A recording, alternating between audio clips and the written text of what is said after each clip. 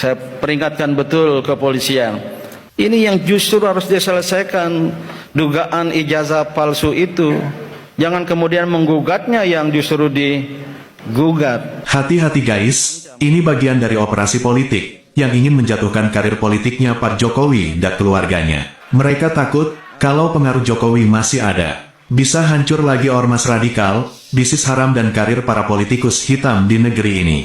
Kedua, saya mengatakan bahwa ini sudah 2 tahun rakyat ini berkonflik, bertentangan, saling mengadu, saling berteriak-berteriak, berdemo. Sudah Pak Jokowi, sudah kasih ijazah saja.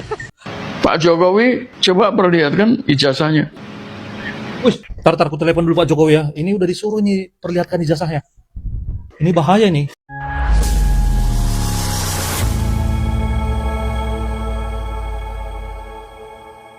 Assalamualaikum warahmatullahi wabarakatuh, saudara-saudaraku sebangsa dan setanah air. Dimanapun kalian berada, semoga kalian selalu dalam kondisi sehat walafiat ya. Berjumpa lagi dengan saya di Gaspol Update. Kami bukanlah buzzer pihak manapun, kami hanya menyajikan keputusan ada di tangan Anda. Teman-teman, ini ada video yang menurut saya cukup menarik ya, yakni tentang si kompresor Udin ya. Profesor apa kompresor bang? Ya itulah pokoknya ya, pokoknya manusia bahadur ya, bahadur yang satu ini tiba-tiba saja menyerang Jokowi. Narasi yang disebarkan pun adalah narasi sesat ya kan. Iyalah bahadur kan, bahadur memang tukang menyebarkan narasi sesat dan bersifat provokatif. Dan nggak tanggung-tanggung ya. Ya nggak tanggung-tanggung, yang diprovokasi adalah polisi, aparat penegak hukum. Polisi diprovokasi demi menjatuhkan Jokowi. Coba bayangin. Hah? Katanya ketua umum kau ini Den ya? Ketua umum ormas tertentu yang katanya didukung 95% umat. Lah kok takut sama Jokowi gitu loh, yang bukan siapa-siapa. Kan malu-maluin kau ini Den. Aduh Den, pulang aja lah kau ke negara asal leluhurmu sana ya. Di negeri yang sangat nyaman, negeri 1000 wali yang bisa menurunkan rantai emas dari langit dan memadamkan api neraka. Nah, bagaimanakah videonya dan bagaimanakah respon netizen? Mari kita tonton bersama, kemudian mari kita komentari bersama di bagian akhir video. Ini dia. Saya peringatkan betul kepolisian. Ini yang justru harus diselesaikan, dugaan ijazah palsu itu. Jangan kemudian menggugatnya yang justru digugat. Hati-hati guys, ini bagian dari operasi politik yang ingin menjatuhkan karir politiknya Pak Jokowi dan keluarganya. Mereka takut kalau pengaruh Jokowi masih ada, bisa hancur lagi ormas radikal, bisnis haram dan karir para politikus hitam di negeri ini. Sambil diancam kalau ini terjadi, itu klop dengan Partai Umat, lawan kezaliman.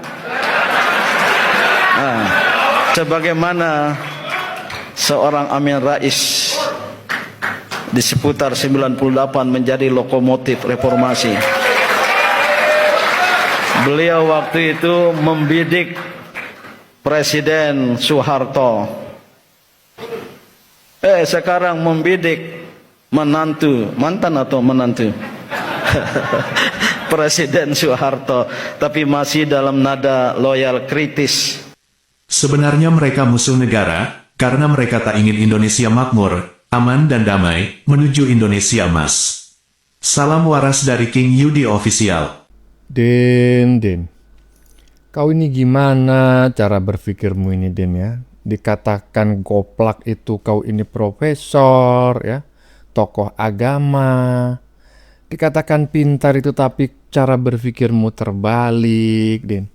Kau ini tujuannya apa? Memprovokasi polisi gitu untuk menyerang dan menjatuhkan Jokowi. Jokowi itu orang biasa, Din, nggak punya jabatan.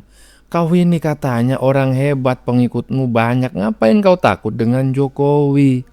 Lagian, Din, ya, kau ini kok semacam membela orang yang suka menuduh dan memfitnah.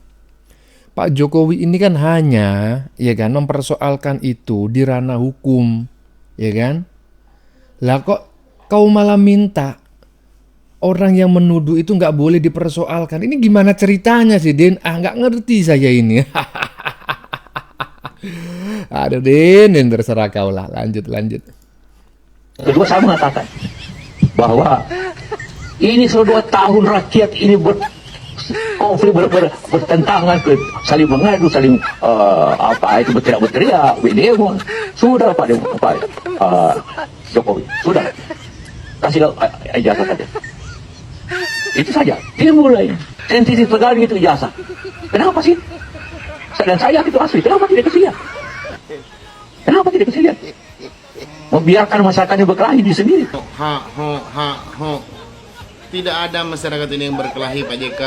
Yang berkelahi itu Roy Suryo dengan dirinya sendiri. Berkelahi dengan kebenaran.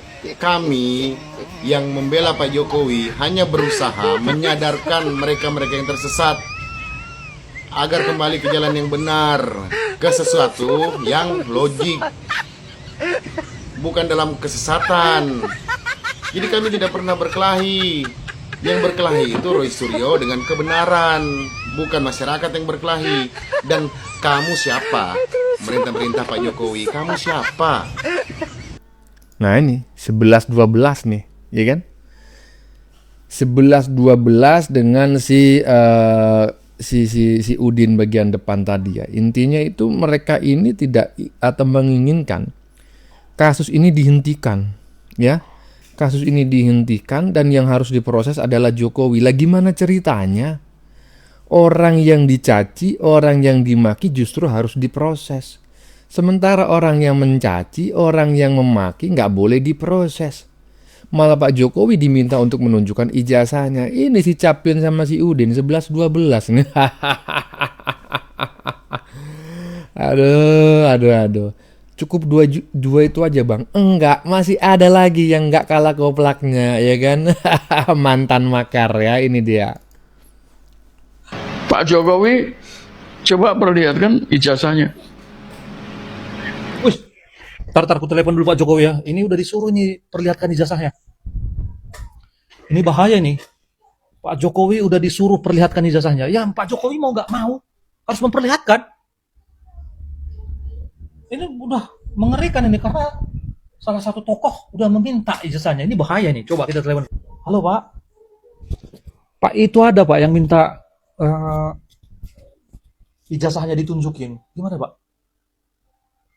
Oh ya tunjukin aja Pak. Bapak takut ya? Sama Bapak itu ya? Wah tahu gimana maksudnya? Dibiarin aja? Oh ya karena Bapak takut ya Pak. Makanya kita tunjukin aja lah ya. Bapak tunjukin aja nanti langsung sama dia ya. Karena kan dia ngeri Pak. Dia udah minta loh Pak.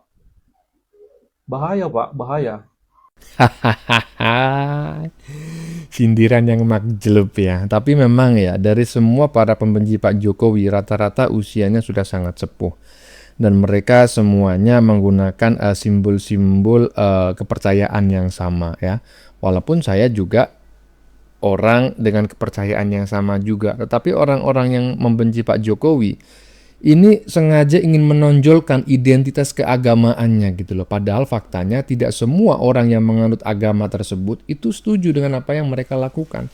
Bahkan Pak Jokowi sendiri juga satu agama dengan si tukang fitnah-fitnah ini. Ini siapa sih Bang yang pakai songkok hitam barusan? Nah itulah ya kan, nggak usah lah saya sebutkan namanya. Karena saya yakin teman-teman jauh lebih tahu ya kan. Nah, cuma abis ini akan saya sajikan nih video dari Ibu DJ Anak Jenderal. Cukup panjang nih membahas yang bersangkutan. Katanya ya kan. Katanya Ibu DJ nih. Kurang lebih itu. Bapaknya makar, anaknya bandar. Yang disalahkan malah Jokowi. Nggak nyambung bro. Ini dia.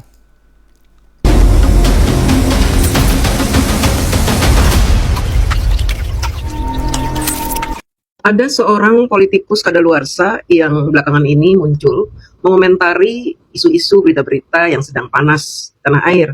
Di antaranya dia mengomentari soal ijazah Pak Jokowi, soal isu Mas Teddy, Seskap, dan juga terakhir dia berusaha untuk memviralkan lagi terong Bu Lurah. Politikus kadaluarsa ini sepertinya tidak takut berbuat dosa, bahkan menfitnah. Karena memang dia ingin namanya kembali mentereng seperti di era Bapak Soeharto dan Bapak SBY.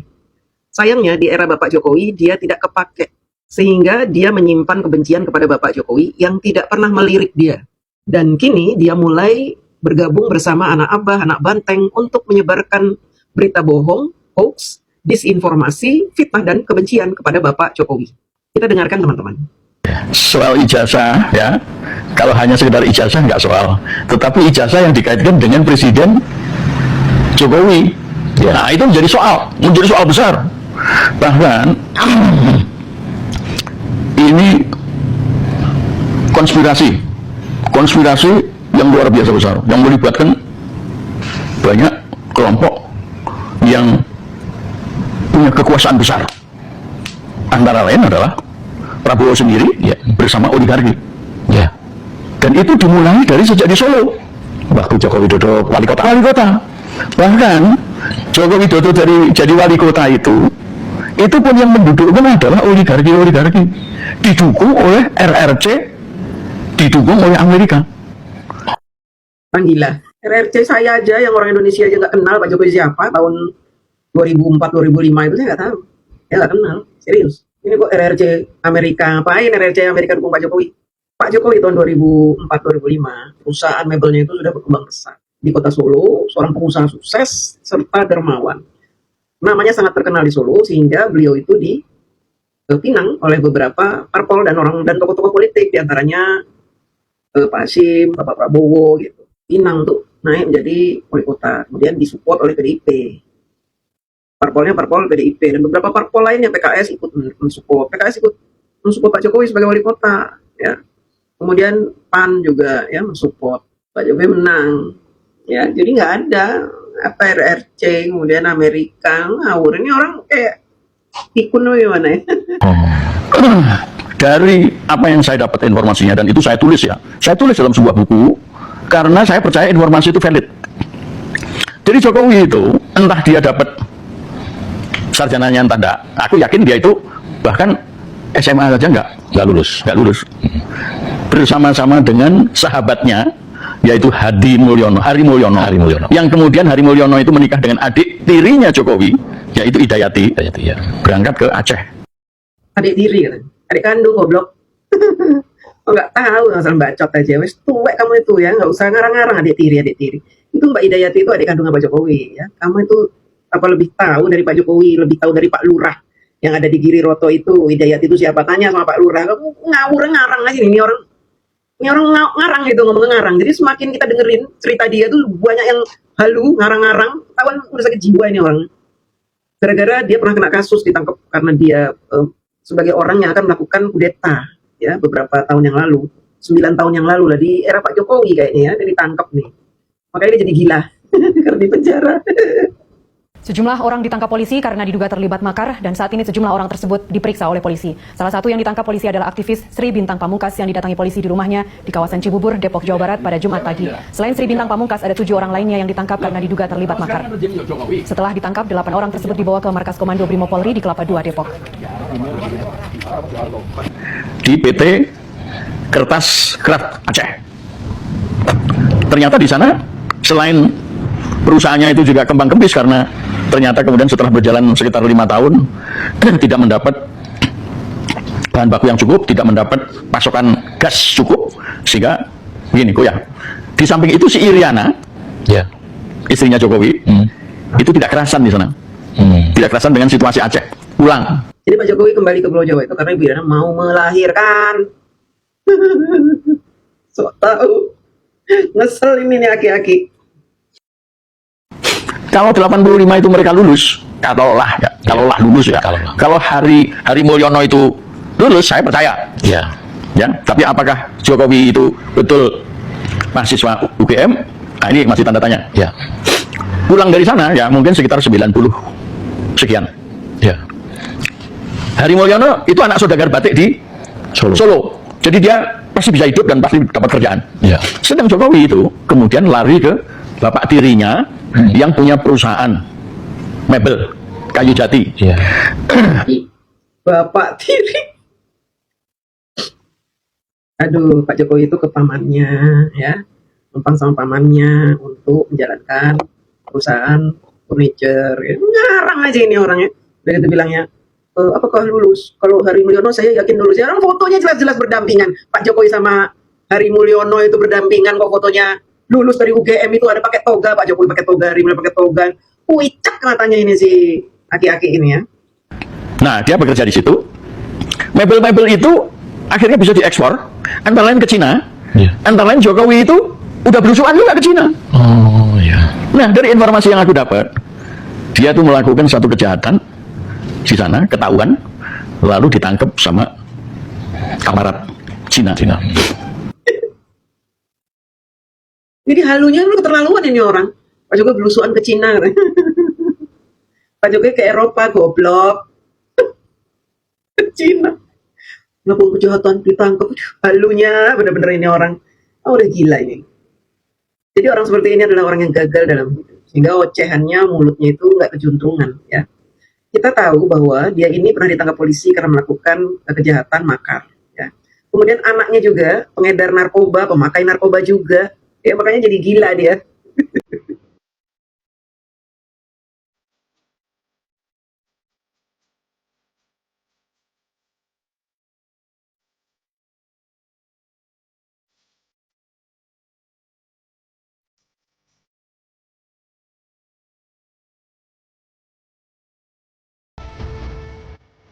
Yang pertama kita amankan adalah saudara FA.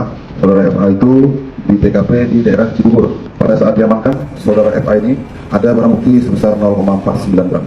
Barang bukti sebelumnya sudah dipakainya, estimasi hampir 1 gram. Kami mengembangkan lagi, hanya beda beberapa rumah. Kita mengamankan inisial atas nama HHY atau L. Pada saat diamankan, ada di situ cangklong, alat untuk digunakan untuk menghisap sabu itu, satu buah pipet, korek api gas, handphone Samsung. Setelah kita tanya terhadap saudara L ini, benar dia menjual barang bukti itu kepada saudara FA sebesar 800.000. Saudara L ini sudah 3 kali menjual barang jenis sabu itu kepada saudara FA.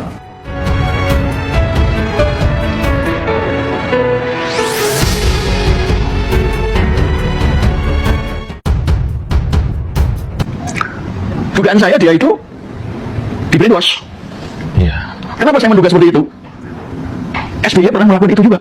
Waktu dia sekolah di Amerika. Oh, di Amerika, ya. Di Fort Benning, di Atlanta, negara bagian Georgia. Dia itu main serong sama istri opsirnya, pelatihnya. Ditembak, ketahuan ditembak. Tetapi luput. Karena diduga oleh satu orang Kopassus, satu orang Marinir, yang kebetulan juga satu angkatan sama SBY. Pak SBY juga ikut difitnah. Lihat kan ini ya. Sri Bintang ternyata gila, kita ingin dengan orang gila, tapi tidak apa-apa, biar kita tahu gitu bahwa karena omongannya dia omongan yang ngawur, jadi segala sesuatu yang dia ucapkan tentang Pak Jokowi ngawur semua ini, apalagi tentang Pak SBY ngawur juga, ini orang gila emang. Selamat ya, tetapi itu menjadi peristiwa besar karena bagi CIA ini orang bisa dijadikan agen Amerika untuk melindungi kepentingan Amerika. Bahkan ketika Megawati melakukan kesalahan, dia melakukan perjalanan napak tilas Jakarta, Beijing, Moskow, mampir di Pyongyang, Amerika marah besar. Ya sudah. Kalau gitu Megawati nggak bisa jadi presiden, SBY lah yang jadi presiden. Ngawur. Apa urusannya Amerika itu sama pemilu di tanah air? Itu ngawur ini. Jadi yang jadi korbannya tidak hanya Pak Jokowi, tidak SBY, Megawati. Nanti dia akan ngomong semua ini kayaknya. Saya belum dengerin ini, makanya kita dengerin bareng-bareng. Dan SBY memang melakukan segala sesuatu untuk kepentingan Amerika. Minyak kita habis, ya. Kita tidak lagi jadi pengekspor minyak, itu gara-gara itu. Dia menyatakan Amerika adalah negara saya yang saya cintai, seperti negara saya sendiri. Ya. Jadi udah. Nah, kelihatannya Jokowi begitu juga di Cina. Dengan Cina ya? Iya, jadi dia dijadikan wali kota oleh kelompok-kelompok oligarki Cina yang ada di sini, termasuk Prabowo ikut. Pak Jokowi katanya ditangkap di Cina karena melakukan kejahatan, kemudian dijadiin wali kota di Solo. Goblok. Kemudian Pak Prabowo ikut-ikut. Aduh, ini orang yang percaya mah orang gila juga sama ya. Tapi saya lucu aja ini ya. Ini emang orang udah gak laku di dunia politik, jadinya emang gila. Ya, dan Amerika juga tidak mau kalah. Akhirnya, karena Megawati tidak mau menangkap Abu Bakar Bashir, ya, Jokowi inilah yang kemudian dijadikan wali kota orang Solo dekat dengan Meruki ya, pesantren ya, untuk menjaga Abu Bakar Bashir. Dan itu berlanjut terus, kemudian menjadi gubernur DKI, baru menjadi presiden. Ya. Jadi ini sebuah kekuatan besar, ya, yang mau tidak mau, rektor UGM tidak berani. Ova Emilia, nggak berani dia. Jadi dengan segala macam gaya, dia berusaha keras mengatakan bahwa ada orang yang namanya Joko Widodo, lulus insinyur tahun 85, Oktober atau November, ya kan? Iya. Dan itulah ijazah itu diberikan pada dia. Apakah Aduh, ya Allah ya Robi, astagfirullahaladzim. Kok ada orang kayak begini ya? Bahkan UGM, Bu Ova juga difitnah. Ya katanya Bu Ova ketakutan karena Pak Jokowi di belakangnya ada orang besar. Kalau ada orang besar, wes mate itu si Roy Panci ya. Orang yang fitnah Pak Jokowi berondong itu kalau memang ada orang besar. Pak Jokowi itu, aduh ya Allah, kamu itu terus tuwek, mbok ya tobat gitu ya. Anakmu tuh narkoba kabeh gitu loh. Anakmu itu urusin keluargamu. Gak usah ngurusin Pak Jokowi. Ya, anakmu itu urusin tuh pemakai narkoba itu. Kenapa? Seorang anak ya yang melakukan kejahatan seperti pemakai narkoba, kemudian dia menjadi preman, kemudian dia menjadi bajingan, menjadi sampah masyarakat itu karena diberi makan uang haram. Sehingga anaknya menjadi seperti itu, menjadi sampah masyarakat. Salah satunya anaknya si Sri Bintang Pamungkas ini, pemakai narkoba, pengedar narkoba. Ya, karena apa? Dari kecil dikasih makan uang haram. Ini dia. bahkan ada yang mengatakan Iriana juga punya cowok-cowok, itu yang saya dengar. Ada cowok-cowoknya, ya. Dan waktu itu dipakai istilah apa ya? Terong apa ya? Oh iya, terong, betul. Terong ya? Iya. Jadi Anda pernah dengar juga ya? Nah, ya. Sempat santer itu. Iya, sempat santer ya? Ya itulah. Ocehan Sri Bintang pun melebar hingga singgung Megawati. Ya kita nggak pernah tahu kalau Megawati melakukan itu ya. Kita nggak pernah tahu juga Gus Dur melakukan itu, apalagi Habibie ya. Ya kan? Nah ini yang terjadi di sekeliling istana. Ya istananya si SBY, istananya Jokowi, sekarang istananya si itu terjadi itu. Ini kerusakan itu sudah demikian rupa. Sehingga ya mau tidak mau orang-orang seperti saya ini, Dia kembali membahas soal terong Bu Lurah yang pernah diviralkan, yang merupakan rekayasa dari spiritualitil. Ya, si spiritualitil ini memang orang yang paling jahat dalam menyebarkan fitnah. Kemudian ketika spiritualitil ini membuat berita terong Bu Lurah, disambut oleh Koni, salah satu jabat tinggi di PDIP, juga oleh kroco-kroconya Banteng, menyebarkan ini sampai berita ini viral kemana-mana. Dan sekarang Sri Bintang Pamungkas kembali mengatakan itu. Dengan begitu kurang ajarnya dia memfitnah Ibu Iriana kembali. Padahal kasusnya sudah selesai dan ternyata fitnah itu memang sengaja dibuat oleh spiritualitil untuk menjatuhkan Ibu Iriana yang dia tidak ketemu cacatnya di mana. Sehingga dia merekayasa dengan menampilkan video esek yang mirip Ibu Iriana padahal jauh berbeda menurut saya. Karena wajah Bu Iriana yang ayu dan cantik ini mau disepadankan dengan wajah-wajah perempuan binal. Seperti yang saya katakan bahwa tukang-tukang fitnah di akhir zaman ini memang sangat berani menyebarkan informasi, berita-berita yang jelas-jelas fitnahnya. Dia seolah-olah tidak tahu bahwa fitnah terong Bu Lurah ini sudah terjawab. Keterlaluan ini, ya aki-aki. Udah nggak laku di dunia perpolitikan, kemudian dia menyebarkan kebencian, hoax, dan sangat luar biasa, dia seolah-olah merupakan salah satu tokoh politikus yang berani bersuara karena kebenaran, padahal ucapannya adalah fitnah, mengada-ada, dan cuma dengar-dengar. Tadi kita sendiri omongan dia, pernah dengar juga ya, jadi cuma dengar-dengar. Tanpa bukti yang akurat, hanya dengar-dengar dan dia berani mengungkapkan itu ke ruang-ruang publik. Inilah kualitas Sri Bintang Pamungkas, ia seorang politikus yang sudah kadaluarsa, nggak kepake, nggak laku, dan mungkin hidupnya menderita. Nah inilah ya, menarik sekali ulasan yang disampaikan oleh Ibu DJ anak jenderal yang cukup panjang ya. Berapa menit tadi tuh ya, pokoknya panjang lah ya, hampir 14 menit lah, itu kan. Tetapi ya karena yang disampaikan Ibu DJ ini adalah pengetahuan, ya maka kita tidak bosan mendengarnya ya, justru semakin konsentrasi kita mendengarnya. Dan yang paling menarik menurut saya apa yang disampaikan oleh Ibu DJ sepanjang 14 menit tadi itu adalah sebuah kalimat yang tertulis di badan video. Bapaknya makar, anaknya bandar. Kurang lebih seperti itulah kesimpulan selama 14 menit kita menyaksikan Ibu DJ. Aduh, makar bapaknya, anaknya bandar. Yang sih disalahkan Jokowi, coba bayangin. Ini kalau nggak sedeng, kalau nggak sinting, nggak mungkin gitu. Kalau nggak sedang mabok kecubung, ya emang kurang sesendok ini orang. Ya toh? Iya, aduh. Bagaimana menurut kalian? Keputusan ada di tangan Anda. Silakan tulis pendapat Anda di kolom komentar, baik Anda yang setuju maupun yang tidak setuju dengan isi konten ini. Sebelumnya saya memohon maaf yang sebesar-besarnya ya jika dalam penyajian konten ini ada kata-kata yang menyinggung, kurang tepat penggunaannya, atau ada data yang dianggap keliru atau salah. Saya memohon maaf yang sebesar-besarnya. Kita jumpa lagi di lain video. Salam NKRI.